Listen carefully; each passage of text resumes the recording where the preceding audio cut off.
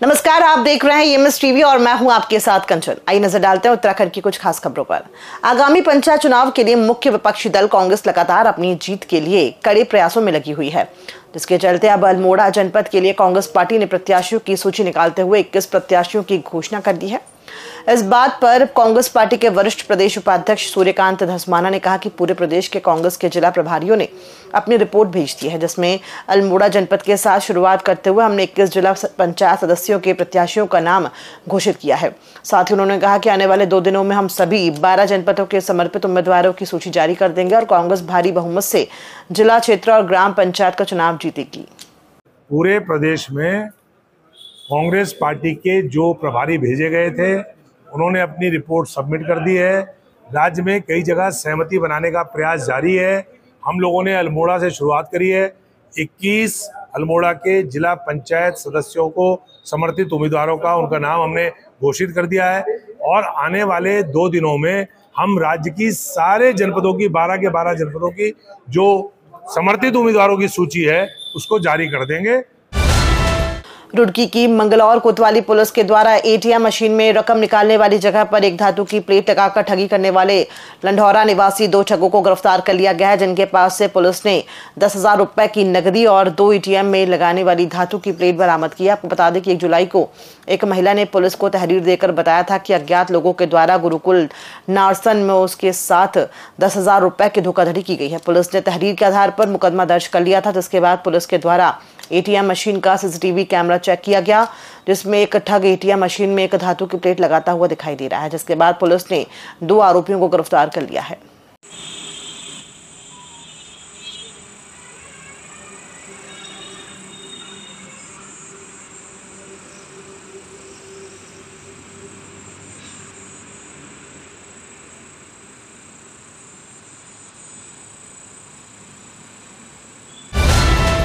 Traffic नियमों का उल्लंघन कर कार पर काली फिल्म लगाने वालों के खिलाफ पुलिस का एक्शन लगातार जारी है। आज ऋषिकेश में चंद्रभागा पुल पर पुलिस ने काली फिल्म लगी कार को चेकिंग के लिए रोका। कार चेकिंग के लिए तो रुकी, लेकिन काली फिल्म उतारने को लेकर चालक ने पुलिस के साथ बहस की। पुलिस ने भी चालक की एक न सुनी और देखते ही देखते कार के सभी शीशे पर लगी काली फिल्म को उतार फेंका। चेतावनी दी है कि यदि दोबारा से शीशे पर काली फिल्म चढ़ाई तो उसके खिलाफ सख्त कानूनी कार्रवाई की जाएगी। पुलिस ने कार का नंबर और डिटेल अपने पास नोट करके रख लिया है। कोतवाल प्रदीप राणा ने बताया कि फिलहाल चालान काट चालक से जुर्माना वसूल किया गया है। पुलिस के साथ बहस करने पर चालक को फटकार भी लगाई गई है। कोतवाल ने बताया कि ट्रैफिक नियमों का उल्लंघन बर्दाश्त नहीं किया जाएगा।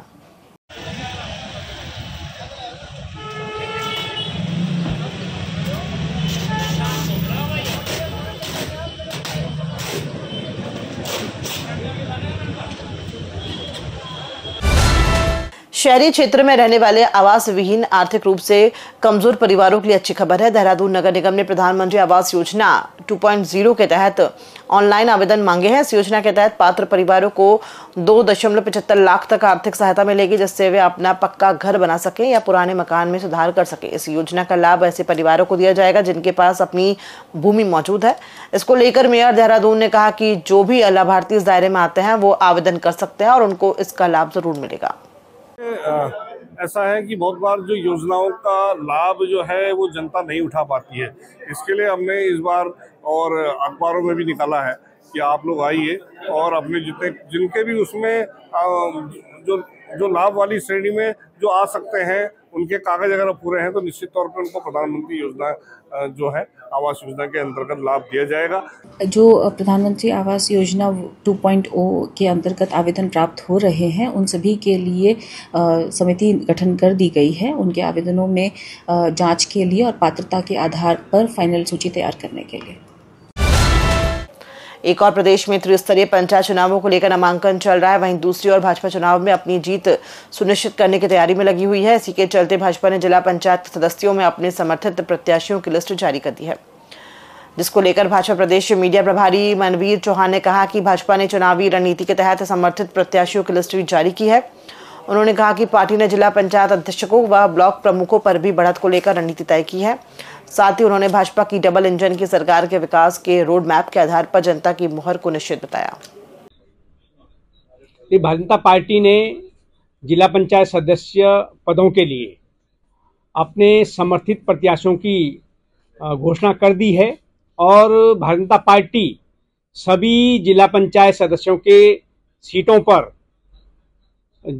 चुनाव जीतेगी। इस लक्ष्य के साथ रणनीति बनाई गई है और उसके पश्चात ब्लॉक प्रमुख के और जिला पंचायत अध्यक्षों के सभी पदों पर भारतीय जनता पार्टी की जीत सुनिश्चित हो, इसको लेकर भी भारतीय जनता पार्टी की रणनीति बनाई गई है। और ये निश्चित है कि जिस प्रकार से पिछले कई चुनाव में उत्तराखंड की जनता ने डबल इंजन की सरकार, जिस सरकार ने उत्तराखंड राज्य को देश और दुनिया में एक नई पहचान देने का काम किया है और आदरणीय मुख्यमंत्री पुष्कर सिंह धामी जी के नेतृत्व में राज्य ने विकास का एक मॉडल बना है, उस पर उत्तराखंड की जनता मुहर लगाने वाली है।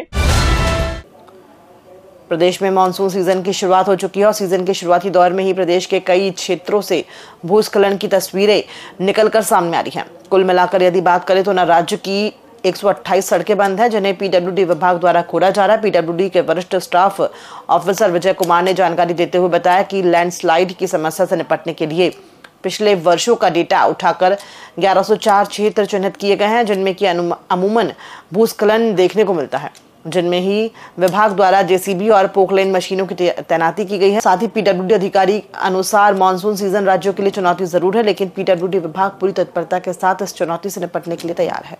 पीडब्ल्यूडी में जो राज्य के अंतर्गत जितने मार्ग निर्मित हैं जो पीडब्ल्यूडी के कंट्रोल में हैं, उनमें जो मार्ग प्रायः बंद होने वाले होते हैं उनका सूची हम लोगों ने एकत्रित किया है और इनको चिन्हित करते हुए 1104 ऐसे लोकेशंस हैं जिनमें देखा गया है कि पिछले सालों में मार्ग बंद होते रही है।